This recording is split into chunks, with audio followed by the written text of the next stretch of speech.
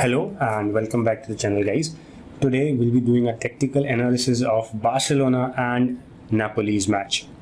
Barcelona won the game quite comfortably with the scoreline of 3-1.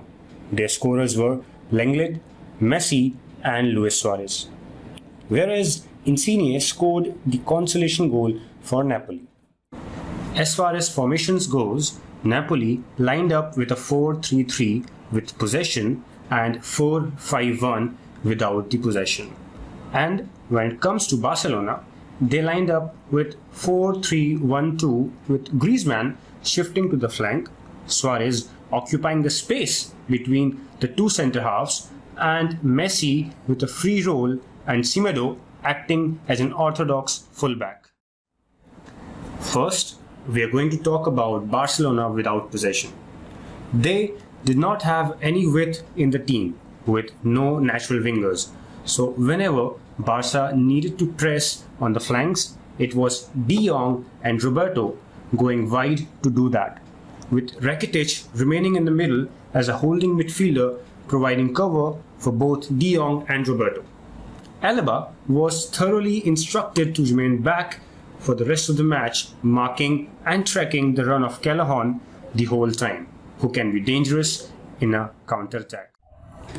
When Barcelona had possession with them, it was Rakitic who was controlling the tempo of the game with his fluidity and right presence of mind, with Semedo taking the advanced positioning during an attack. It was Roberto who was dropping back to cover his position against a possible counter-attack from Napoli. Messi also started taking a deeper position in the midfield to work in the channels and look for the half spaces. With him playing with a free role, he was able to create problems for Napoli defenders, especially Koulibaly and Manolis. Rakitic and De Jong had a marvelous game, as you can see in the stats on your screen.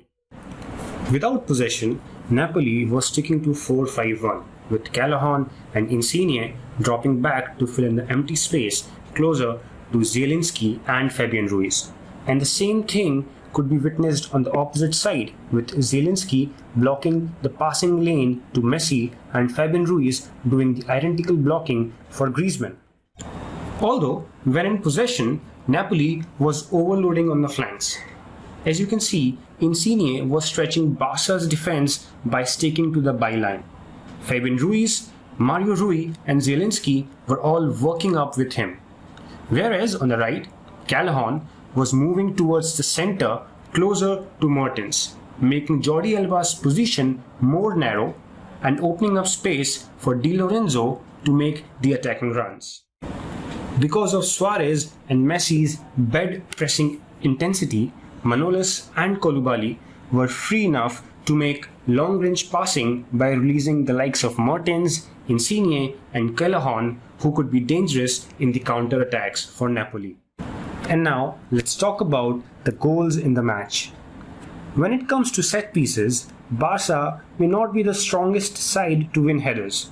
But for the first goal, it was Lenglet who broke the silence with his header and making the scoreline 1-0 for Barcelona.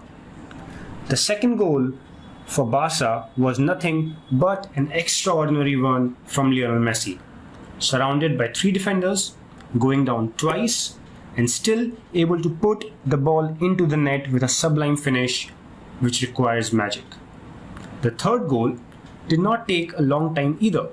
Koulibaly's clumsy feet and Messi's press was quite enough to earn Barcelona a penalty, with Suarez finishing it into the net, making the scoreline 3-0.